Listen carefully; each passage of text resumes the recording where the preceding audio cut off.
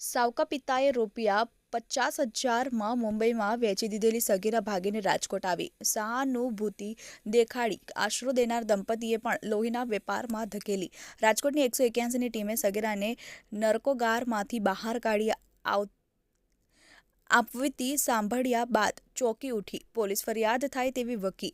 દંપતી સગીરાને ઘરમાં ગોંધી રાખતા અને 20થી 30 વર્ષની ઉંમરના યુવકો સામૂહિક દુષ્કર્મ આચરતા હતા. મૂળ નેપાળની અને વર્ષોથી રાજકોટમાં રહેતી રિયાને તેના સાવકા પિતાએ ₹50,000માં મુંબઈમાં એક વૃદ્ધને વેચી દીધી હતી. આ વૃદ્ધ સગીરાને બિહાર લઈ જતા હતા ત્યારે તે બહાનું બતાવીને ત્યાંથી રાજકોટની ટ્રેનમાં આવી ગઈ હતી. રાજકોટ પહોંચ્યા બાદ જંકશન પર એકલી બેઠા રડી રહી હતી ત્યારે એક રાજકોટના દંપતીએ આશરો આપવાની વાત કરી સાથે લઈ ગયા અને તેઓએ પણ તેને લોહીના વેપારમાં ધકેલી.